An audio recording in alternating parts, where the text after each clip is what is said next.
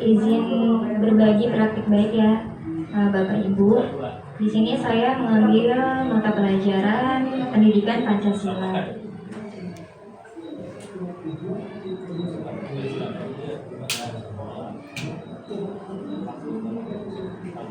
Pendahuluannya, siswa kelas 5 sudah memahami aturan sederhana di rumah dan sekolah seperti memakai pakaian yang sopan dan tidak boleh berbicara kasar. Namun masih ada yang belum mengenal istilah norma, hak dan kewajiban serta hubungan antara ketiganya. Permainan ular tangga digunakan untuk membantu konsep abstrak menjadi nyata dan menyenangkan. Praktik baik ini berhasil karena siswa dapat belajar dengan gembira tanpa terasa digurui dan dihakimi. Mereka bisa langsung merasakan konsekuensi dan tindakan mereka dalam permainan sehingga pemahamannya lebih melekat.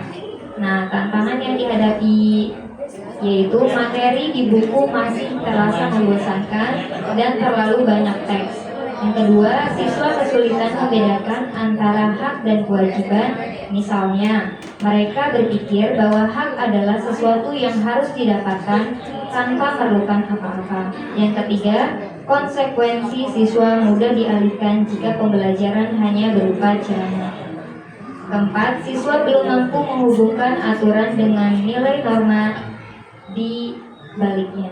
Nah, itu adalah tantangan yang dihadapi selama pembelajaran Pancasila yang permainan ular tangga. Nah, rancangan permainannya menyiapkan media berupa papan ular tangga, menyiapkan LKPD, dan membuat aturan permainan. Jadi kalau misalnya aturan permainannya kan di setiap papannya itu ada pertanyaan. Nah, nanti kalau misalnya ada anak yang nggak bisa jawab gitu, nanti kita pecahkan bersama, diskusi. Nah, kalau misalnya anak konsultasi selanjutnya itu jadi anaknya tidak maju tapi mundur satu langkah gitu Pak. Kemudian aksi berkesadaran. Nah, sebelumnya anak-anak diberi materi dulu berupa norma-norma, hak dan kewajiban. Kemudian sebelum bermain, guru dan siswa berdiskusi tentang contoh hak dan kewajiban. Kemudian guru memperkenalkan papan ular tangga dan menjelaskan aturan permainannya. Kemudian di aksi bermakna, siswa dibagi menjadi beberapa kelompok dan bermain ular tangga secara bergiliran. Nah, di kelas saya kan kebetulan ada 25 orang. Nah, jadi itu dibagi menjadi 5 kelompok.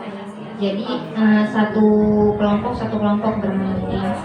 Saat mendarat di satu kotak, siswa harus menjawab pertanyaan yang terdapat pada papan ular tangga.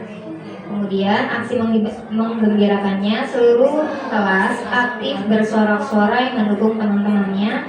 Tepuk tangan dan ucapan selamat diberikan setiap kali ada yang berhasil menjawab pertanyaan dengan benar dan dan naik tangga.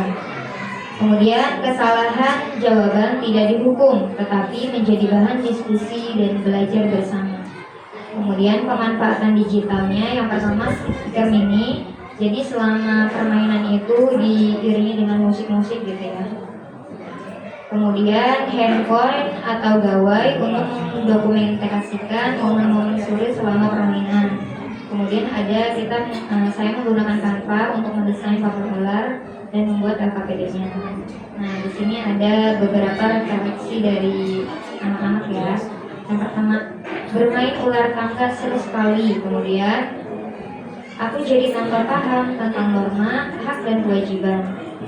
Ada juga senang sekali ketika menang dan mendapatkan ucapan selamat dan tepuk tangan dari teman-teman.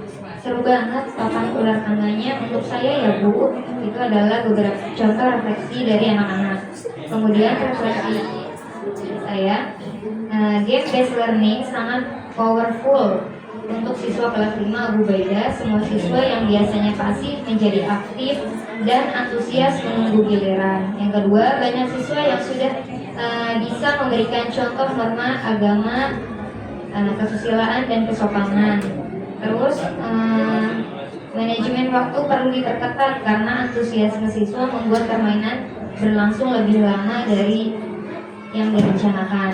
Jadi ini agak telat ya. Harusnya kan 70 menit. Nah, itu ada 10 menit kita kelebihan. Adapun dampak dan hasilnya, yang satu, pemahaman konkret. Siswa mampu memberikan contoh nyata, norma, hak dan kewajiban dalam kehidupan nyata. Tumbuh rasa tanggung jawab siswa, lebih sadar dan kewajiban seperti membereskan buku setelah belajar. Yang ketiga, suasana kelas yang kolektif, terjalin kerjasama dan saling mengingatkan antar teman. Yang keempat, memori yang kuat karena disampaikan dengan cara yang menyenangkan, materi lebih diingat dalam jangka panjang. Nah, di sini ada LKPD-nya ya, Bapak Ibu. Di sebelah kiri, paling kiri itu papan ulat tangganya. Nah, kalau yang misalnya yang kedua di sampingnya itu adalah pion-pionnya. Yang ketiga itu dadunya, yang keempat refleksinya. Karena di kelas Abu Ubaidah itu tema kelasnya ini apa sih namanya? Tema kelasnya itu bawah laut. Jadi saya sesuaikan papan ulat tangganya juga tentang bawah laut gitu. Nah, di sini dokumentasinya. Sudah sekian, terima kasih. Wassalamualaikum warahmatullahi wabarakatuh.